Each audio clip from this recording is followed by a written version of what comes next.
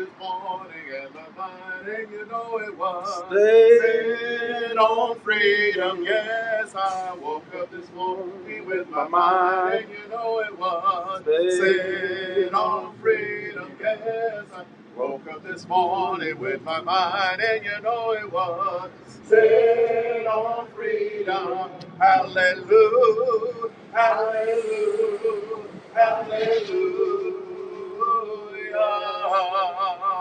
Walking and talking with my mind, and you know it was. Stayed on freedom. Yes, I'm walking and talking with my mind, and you know it was. Stayed on freedom. Yes, I'm walking and talking with my mind, and you know it was. Stayed on freedom. Hallelujah, hallelujah, hallelujah, hallelujah.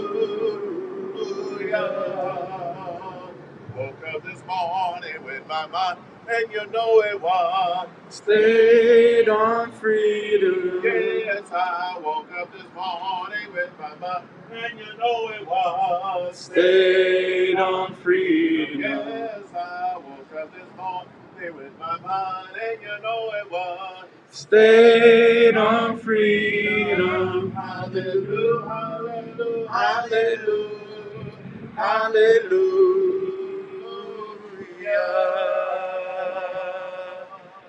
Yeah.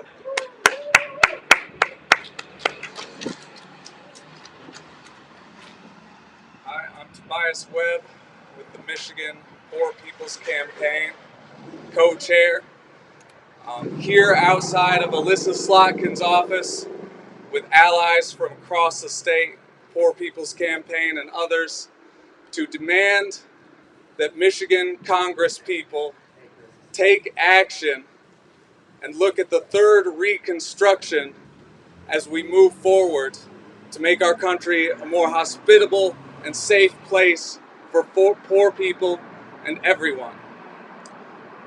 Today we have testifiers, moral leaders from across the state to speak on the issues contained within the third Reconstruction that we are demanding today.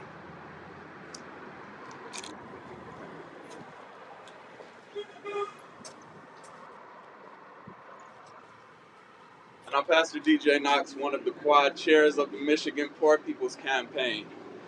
Just coming to say this is a moral issue that we're dealing with here, not only in the state of Michigan, but around the country, period. A moral issue that includes 140 million pre-COVID. Of that 140 million, 52% are children, which are 39 million. 47% are women. 74 million. 60% are black people. 24 million. 64% are Latinx people. 38 million. 40% are Asian and Pacific Islander people. 8 million. 49% of Native American and indigenous people are 2 million. And 33% are white people. 66 million. All below the poverty line, which speaks to a moral issue that Paul in Thessalonians was hitting on when he said we cannot leave anyone behind. We're only as strong as the least of these. So we have a moral problem, not only in this country, but across the world. Martin Luther King Jr. said, we have to put legislation in place in order to check the heartless folks that live throughout the world. This legislation is imperative because we have to not only look out for the least of these, but humanity as for all. So we have a mandate today. You all have a mandate today.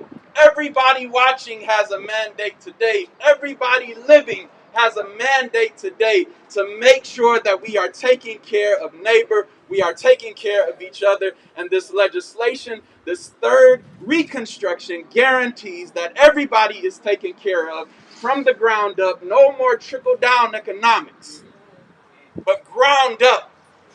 We start from the ground up, a grassroots coming up together I've never heard of anybody building a house from the top down, but you always start from the ground level, the foundation, and begin to build up. This third reconstruction guarantees that we build from the ground up once and for all. Thank you.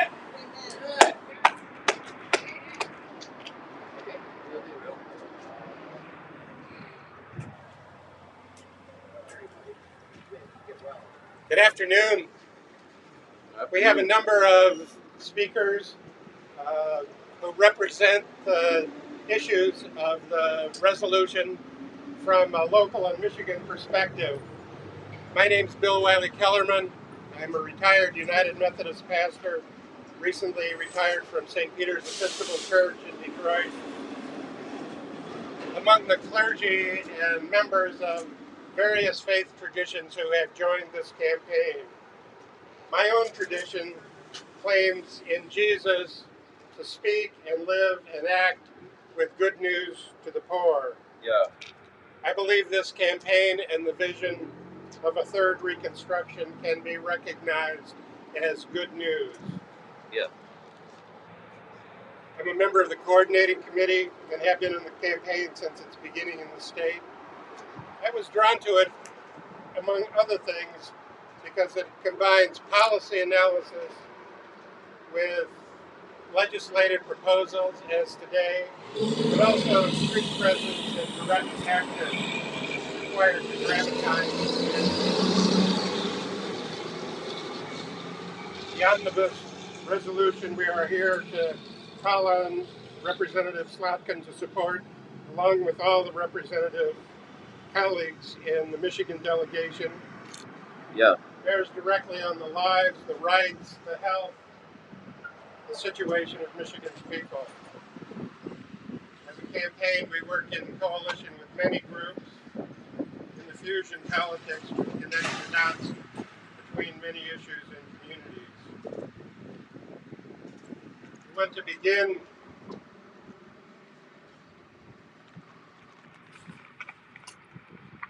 resolution for a third reconstruction addresses police violence and accountability to the community. The Michigan Poor People's Campaign works with Detroit We'll Breathe and with the Movement for Black Lives, including calls for police transparency and accountability. Yeah. Among others, we name the unresolved police killing of Hakeem Littleton in Detroit and the asphyxiation of Anthony Hulan right here in the Lansing City Jail. We're privileged to have with us Micah Tuka Armistead from here in Lansing to speak from your experience. Micah.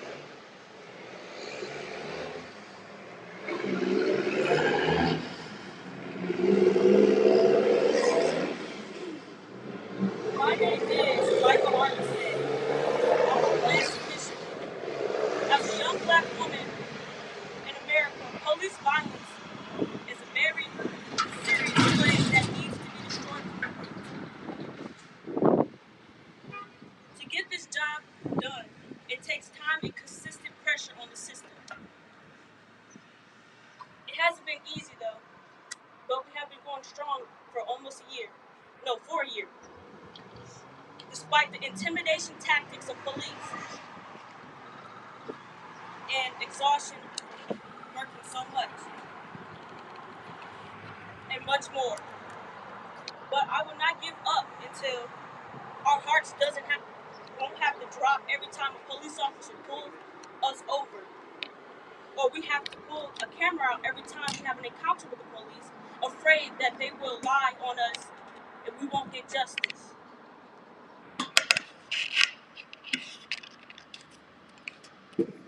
As they brutalize and kill us. I've heard the police say they are not here to protect or serve, but they are here to clean up after crimes and alleged brutalities. The police need to be held accountable to the fullest by the community for the crimes they commit. against us, and resources need to be moved from policing and prisons into poor and low-wage communities. This is why our members of Congress, this is why we need our members of Congress to endorse and sponsor the third reparation resolution. This policy is believed to well-protected and serve over 140 million poor people and people experiencing poverty.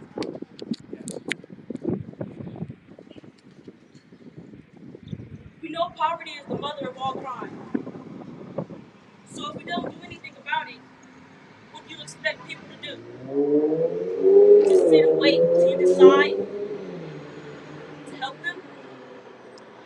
That's not how the world works.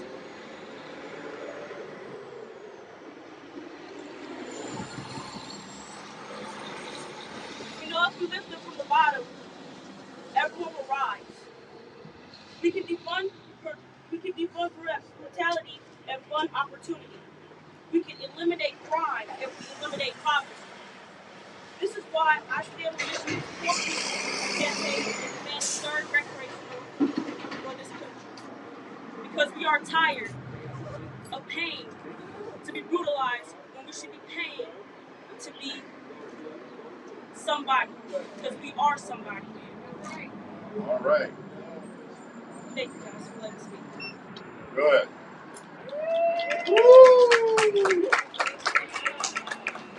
Thank you, Micah. With respect to incarcerated people, we're fortunate to have on our coordinating committee Efren Paredes Jr., an MDOC prisoner in the Lakeland facility. The wisdom, maturity, and insight that he brings to our work is a great gift, and we're honored to have him speak this afternoon. He is speaking to us by phone. The press has his remarks printed, and we'll be live streaming them. Efren, welcome. Thank you. Hello, everyone. My name is Efren Torres Jr. I'm a 48-year-old black Michigan and one of the 37,000 people who are engaged in Michigan's prison system, where I have spent the past two-thirds of my life since age 15. There are currently 2.4 million people locked away in America's prisons. Nearly 10 million people are in prisons, jails, and under some form of carceral surveillance. They are citizens rendered non-persons, invisible, and subjected to the inhumane cruelties of social death. The vast majority of these people are extracted from disadvantaged and underserved communities that are poor, low-wealth, or away from economic growth in America. Prisons are petri dishes of pathology.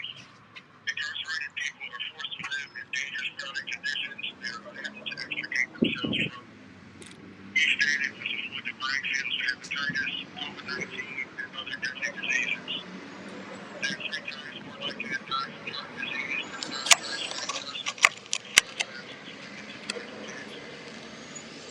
One study has found that for every year a person spends in prison, they lose 2 years of life expectancy. It is an incontrovertible truth that the pandemic of poverty is one of the main causes of mass incarceration. It is ravaging communities across the country, and acutely impacting poor kids. Poverty is a public health emergency that demands a response proportional to the scale of the problem. Poor and low-wealth people have been left desperate and destitute to survive in a world that criminalizes living in a state of economic scarcity. Zora Neale Hurston said, quote, "There's something about poverty that smells like death. Dead dreams dropping off the heart like leaves in a dry season and rotting around the feet. Impulses smothered too long in the fetid air of underground caves. The soul lives in a sickly air. People can be slave ships in shoes." End of quote. If we are serious about wanting to reduce crime in America, it begins with lifting people out of poverty and recognizing their dignity and humanity. We don't need more speeches or platitudes from lawmakers. We need action. We call on members of Congress to leverage their power to unlock access to opportunity for millions of Americans who desperately need it. Support H.R. 438, Third Reconstruction, fully addressing poverty and low wages from the bottom up, introduced by Representative Barbara Lee. Thank you. Thank you, Efren.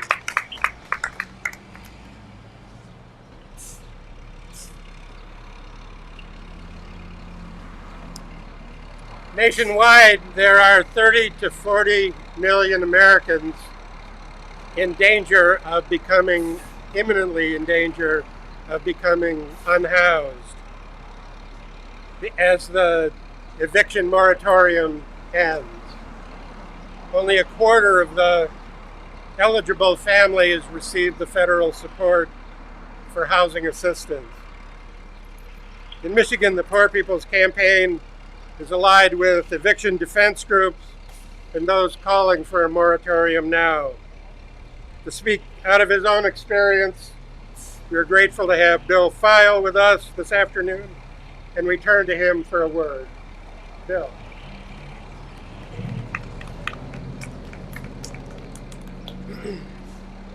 All right, so we're here today. Let's reflect on what's happening around our city. One thing that I'd like everybody to know, homelessness is not an option. It's something that we're thrown into. We as people should come together to help each other out. And in my opinion, I think that makes us human. If we can't be human in the resolve of everything we're going through due to the COVID-19 and everything going on, who are we? I mean, you can look around at each other every day and ask yourself one question: are you doing enough? I would say honestly, I don't think we are. I think we are failing ourselves as community, as people, to stand up for one another, to be righteousness in the way that we are. My only plea to everybody in this world is, do unto others as others do unto you. Let's keep that basis as a form to who we are. Let's not lose the fact that, hey, we are human. You know, a small gesture to each and every one person that is homeless means 10 miles to a person that's driving in a car for 1 mile. What I would say to anybody and everybody that's around that can help, do the best you can, because in these times of need, without any of these people, we are not who we are. And I would constrain to everybody, the gun laws, everything. Let's stay conformed. Let's stay together. Let's get this done. Thank you.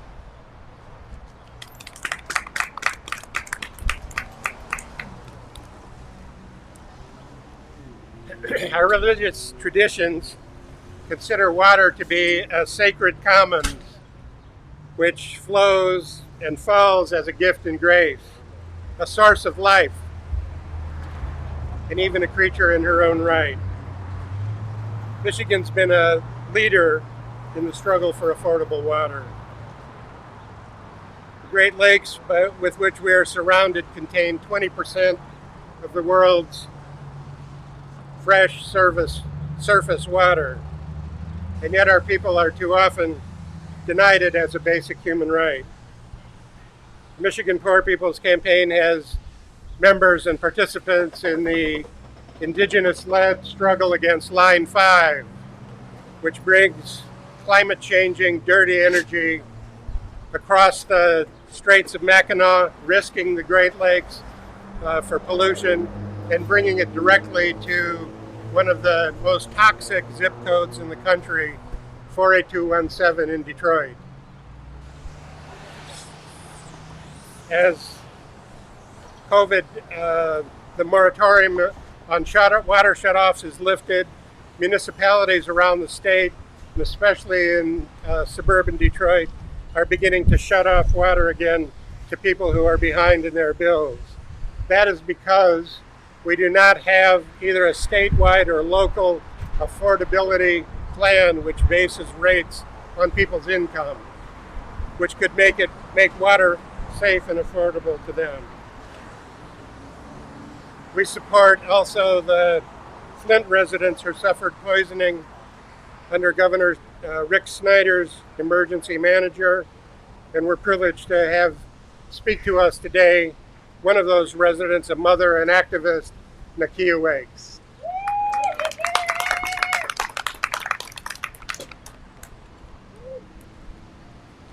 Hello, I'm a mother of 2 children.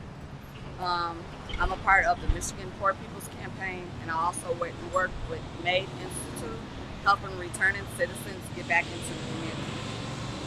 The Flint water crisis has had a lasting impact on the lives of people in Flint.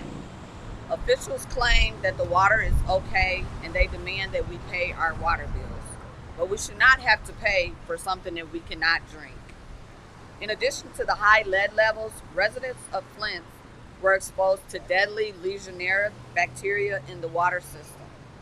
The government or some other agency should bear the burden of these bills until Flint's water system is fully restored. This crisis has also had a devastating impact on our children and their education. Our school systems is getting extra funding due to the crisis, but the structure of the education has not changed. Schools are not providing the extra care and instructions that these impacted children need. The special education programs have not been improved to handle a generation of children who are exposed to the lead.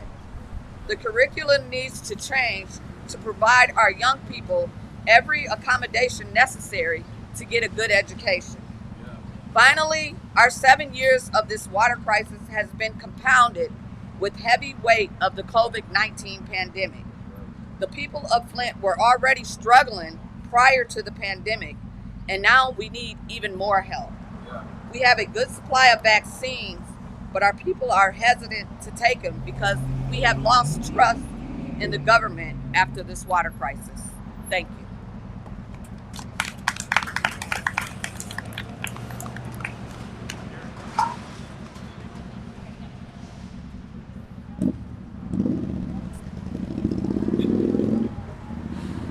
Okay, so as you've heard from the affected persons and people, we're dealing with so many issues, from housing to education to water to food to municipal brutality to all of these different things.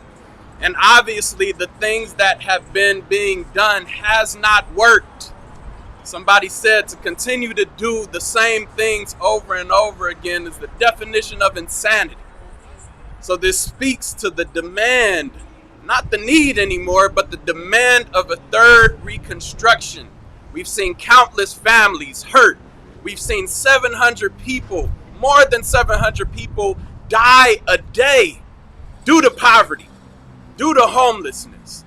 Right here in Michigan, right even here in Lansing, Michigan, we have people dying that are out in the streets. We have people dying by the hands of police. We have people dying in Flint, in Benton Harbor, across many cities, across this very state from the water.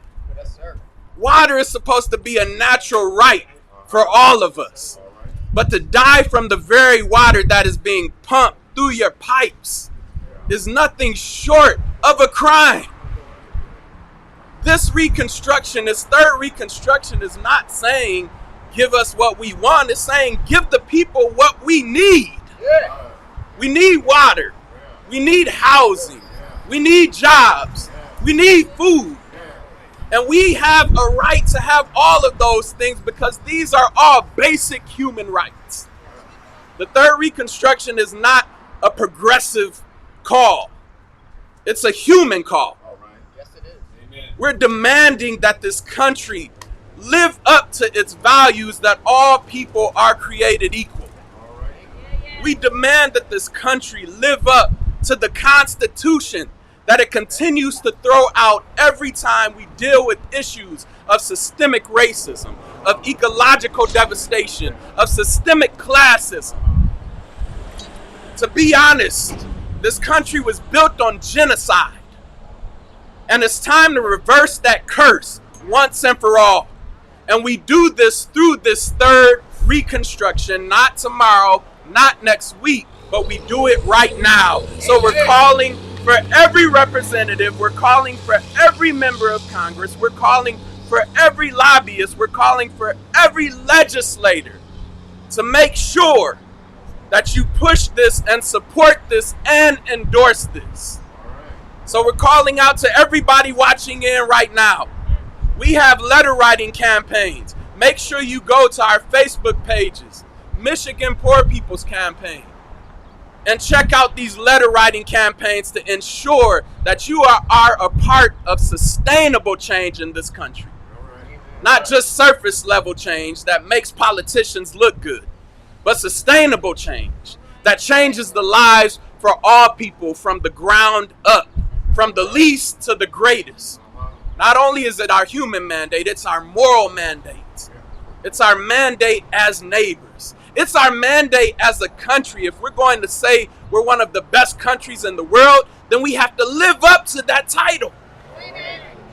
The third Reconstruction is a must. It's a must for all of us. Thank you.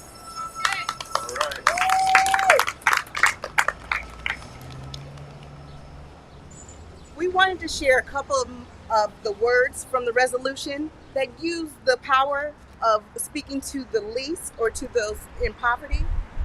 The third Reconstruction resolution states, we need a third Reconstruction to revive political commitment to moral laws and policies that can heal and transform our nation.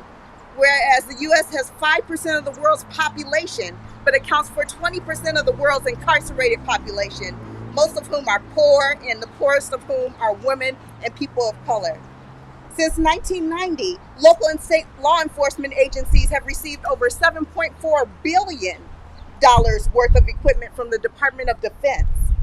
Whereas there have been over 1,000 police killings every year since 2013, with Black, Latino, Indigenous most likely to be killed by the police, yet 98% of those killings have not resulted in a criminal charge. We must now heal the nation by repealing programs that provide military equipment and training to domestic law enforcement agencies, ending mass incarceration, and violent policing. We need to center our reform efforts on the demands of grassroots organizations and communities who are most egregiously impacted by these injustices. When it comes to housing, they note that 30 to 40 million people are at risk of homelessness. Only 1/4 of eligible families receive federal housing assistance. Household debt burdens have grown to over $14 trillion, and half our families find it hard to pay for usual household expenses. We also note that the average hourly wage that a full-time worker requires to afford a modest 2-bedroom apartment is $23 an hour. We are nowhere near that. We must now heal the nation, raising the minimum wage to a living wage and guaranteeing the right to form and join unions for all workers.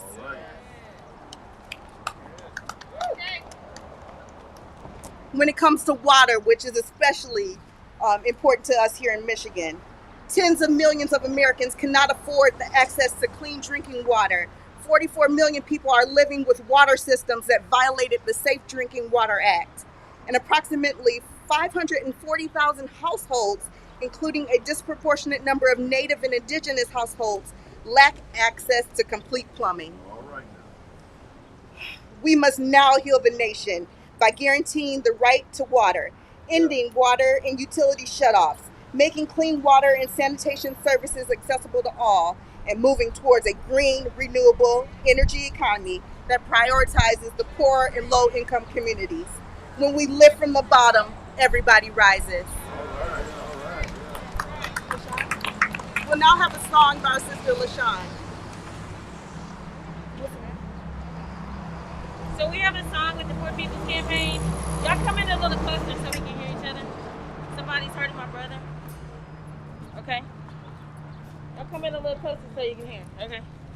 Somebody's hurting my brother and it's gone on far too long and we won't be silent anymore. You ready? Okay, if you know this, raise your hand. Okay, good, then help me. Teach everyone else. You ready? Oh, somebody's hurting my brother and it's gone on far too long. Yes, it's gone on far too long. Tell you it's gone on far too long. Well, somebody's hurting my brother, and it's gone on far too long. And we won't be silent anymore. Let's do that one more time. My brother, somebody's hurting my brother, and it's gone on far too long. And it's gone on far too long. Tell you it's gone on far too long. Well, somebody's hurting my brother, and it's gone on far too long. And we won't be silent anymore. Let's say sibling. Oh, somebody's hurting my sibling, and it's gone on far too long. Yes, it's gone on far too long. Tell you it's gone on far too long. Well, somebody's hurting my sibling, and it's gone on far too long. And we won't be silent anymore.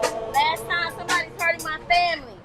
Well, somebody's hurting our family, and it's gone on far too long. Yes, it's gone on far too long. I tell you it's gone on far too long. Well, somebody's hurting my family, and it's gone on far too long. And we won't be silent anymore.